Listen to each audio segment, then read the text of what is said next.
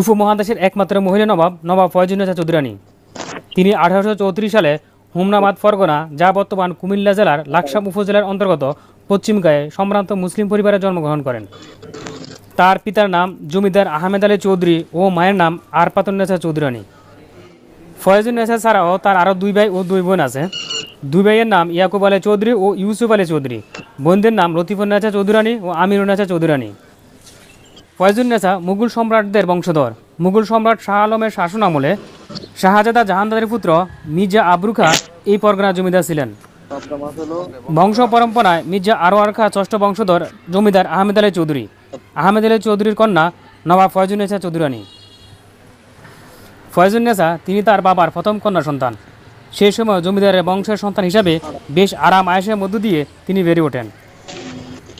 মুঘল রাজত্বের উত্তরসূরি এই মহিষী নারী ছোটবেলা থেকে তার লেখাপড়ার আগ্রহে দেখে তার বাবা তার জন্য একজন গৃহশিক্ষক নিয়োগ করেন। তিনি কঠিন নিয়মানুবর্তিতা পালন করে তার গানের স্পৃহাকে আরও উজ্জ্বল থেকে উজ্জ্বল করে তোলেন। গৃহশিক্ষকের কাছ থেকে খুব দ্রুত কয়েকটি ভাষার উপর গভীর জ্ঞান অর্জন করতে সক্ষম হন। বাংলা, আরবি, ফার্সি ও সংস্কৃতি সহ এই 4টি ভাষা খুব ভালোভাবে আয়ত্ত করেন তার গৃহশিক্ষক তাজউদ্দিনের কাছ থেকে। নবাব ফয়জুন্নেছা চৌধুরী রানী 1860 সালে বরুড়া উপজেলার বাক্সা গ্রামের অপর জমিদার সৈয়দ মোহাম্মদ গাজীর সাথে 1,01,000 টাকা দেনমোহরে তার বিয়ে হয়।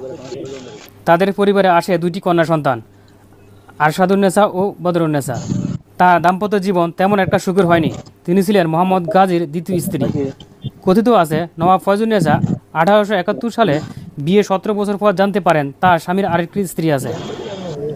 তাই তিনি সম্পত্তি থেকে পৃথক থাকার জন্য তার বিয়ের কাবিনের 1,01,000 টাকা দিয়ে পশ্চিমগাঁয়ে ডাকাতিয়া নদীর তীরে তাদের জমিতে বাড়িতে 3 একর জমিতে একটি বাড়ি নির্মাণ করেন। বাড়িটি নির্মাণ করতে 3 বছর সময় লেগেছিল। এই জমিতে বাড়িটি ডাকাতিয়া নদীর তীরে অবস্থিত। বাড়িটিতে একটি প্রবেশদ্বার, বসবাসের জন্য 2 তল বিশিষ্ট একটি ভবন, একটি কাঁচারি ঘর, একটি বাগান বাড়ি, একটি মসজিদ ও একটি কবরস্থান রয়েছে। নবাব ফয়জুন্নেছা জমিদার পরিচালনায় প্রশিক্ষিত ছিলেন। তাছাড়া বুদ্ধির দীপ্ততা, বিচক্ষণতা আর কর্মদক্ষতায় তিনি অনেক দূর এগিয়ে গিয়েছিলেন।